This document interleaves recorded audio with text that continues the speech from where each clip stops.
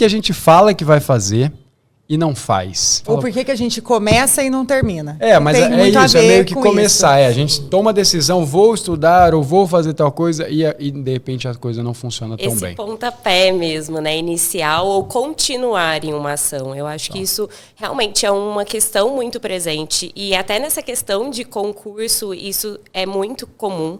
Porque eu acho que a procrastinação, ela está muito ligada ao nosso sistema de recompensas do cérebro. Como que ele funciona? Ele pensa muito numa maneira de economizar energia. Essa economia de energia é visando, então, buscar uma recompensa que está mais próxima, gastar menos energia com isso. E tudo isso está muito ligado ao que a gente está buscando realizar. A gente procrastina, então, muitas coisas que a gente sabe que é importante para a nossa vida, mas que tem um processo envolvido nisso. A gente sabe que não é da noite para o dia que a gente vai...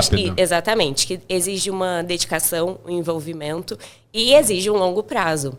Então, eu acho que esse nosso sistema de procrastinação, ele fala muito assim. E hoje a gente vive um cenário que nós temos muitos estímulos. E muitos estímulos prazerosos, de recompensa imediata. Que é perfeito para o nosso cérebro, então, né? Nisso tem redes sociais, séries, televisão.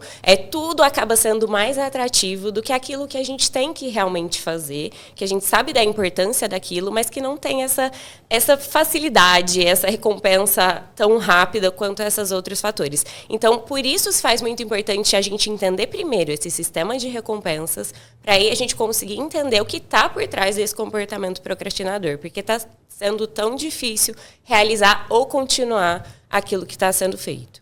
A pessoa meio que escolhe ou decide, né, que seria a melhor das opções, eu vou estudar para concurso público. E aí, nesse meio tempo, ela se perde, porque, enfim, é o que você falou. Às vezes ela até começa motivada e às vezes ela cria um cenário também muito difícil, isso é uma outra questão. Às vezes ela quer ir do 0 a 100 muito rápido, né? Não estudava nada e de repente quer estudar. Mas aí, além disso, durante o processo, é o que você falou, tem outras coisas e dá uma angústia, né? É que, na real, quando você se planeja para fazer algo, ou você decide fazer algo e não faz, gera uma angústia muito, muito pesada, né? Então, mesmo que você esteja fazendo uma outra coisa que te dá uma recompensa, você não se sente bem. Isso que é o mais triste, né? Até sente por um curto prazo. Às vezes traz um alívio imediato, mas depois você fala, meu Deus, isso não está me levando a nada. E tem alguma coisa a ver, por exemplo, o estudar, a gente usa o cérebro, então, aí eu vou lá, eu não quero estudar, mas eu vou fazer outra coisa. Eu não vou ficar parada sem fazer nada. E aí eu vou procrastinar fazendo alguma coisa, que a gente faz bastante. Ocupado. Mas aí já é uma atividade que não vai exigir do meu cérebro. Então, aí por isso que eu vou para aquela atividade que eu vou arrumar um guarda-roupa, arear uma panela. Né? Que não vai me exigir. Isso tem muito a ver, né? A gente busca atividades para se sentir ocupado que não ocupem o cérebro. Totalmente. E ao mesmo tempo, porque se a gente fosse viver o tédio absoluto, a gente ia falar, preciso de alguma coisa. Se só tiver alternativa de estudar, você vai buscar aquilo, porque a gente também não quer viver no tédio, a gente quer ter algo para fazer. Então, quando a gente percebe que só tem essa opção na nossa frente, o estudo vai ser uma opção frente ao tédio. Então, é muito esse cenário que você trouxe, Lorena. Essa questão do tédio também pega muito. Eu vi um estudo que foi feito, que as pessoas ficavam numa sala sem ter nada para fazer e tinha um botão que dava choque. E as pessoas optavam por... Você fala, quem vai querer se dar choque? A pessoa de tanto tédio de não ter o que fazer, ela ficava se dando choque para ter que lidar. E isso a gente vê hoje que está cada vez maior, porque a gente entra no elevador e pega o celular. O semáforo fecha, você pega o celular. E assim, a gente não consegue ficar 3 segundos sem ou dar uma ocupação para resolver alguma coisa. Isso também é um problema grave, né? Porque o nosso cérebro está muito acelerado, né? A sensação que eu tenho é que a gente precisa de cada hora estar fazendo alguma coisa. E vai uma coisa sobrepondo a outra, né? É sempre o tempo todo ativo. É porque até a gente fala assim, é importante às vezes ter um tempo de descanso em meio aos estudos, em meio ao trabalho, assim, para você conseguir se reconectar, para ter essa concentração.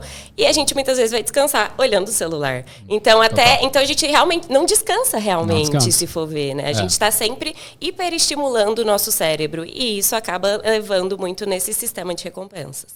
Tá. E a pessoa que quer, sei lá, quero vencer essa procrastinação, né? Que é a dor principal. O que você pode dar de dica meio que prática, assim, que normalmente os seus pacientes têm resultado para diminuir esse quadro de procrastinação?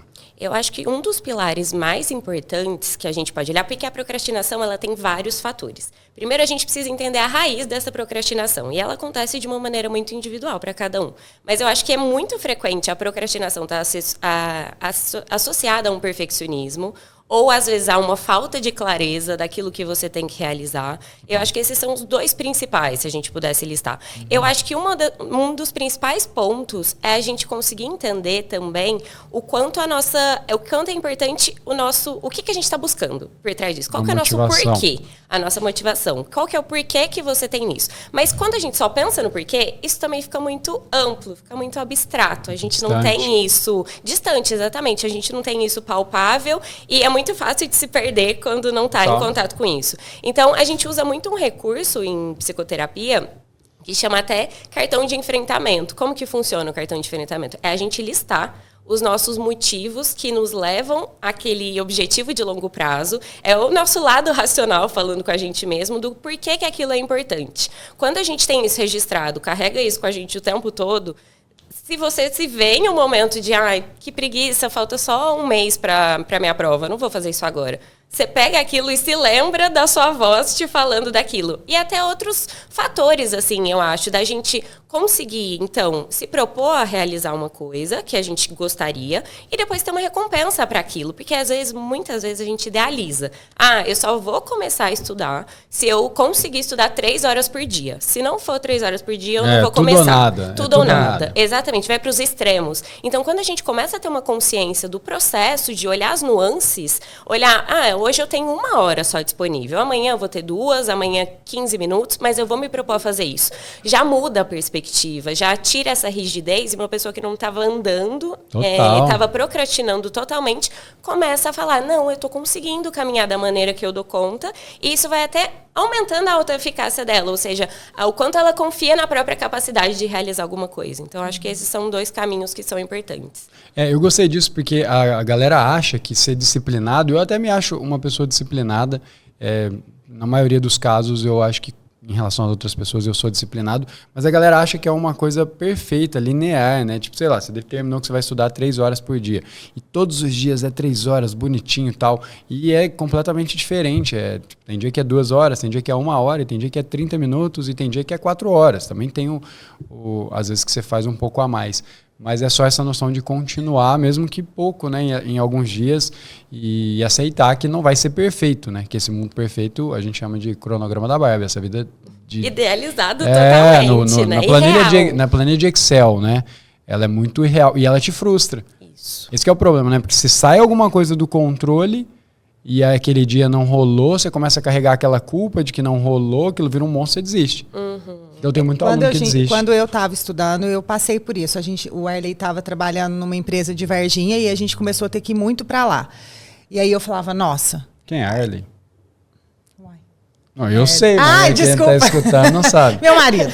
O marido. Aí a gente começou a ir muito para lá e eu falei, e agora, né? Eu não dava conta de ficar levando aquele tanto de coisa. O que eu fiz? Falei assim, aí eu comecei a sofrer com aquilo.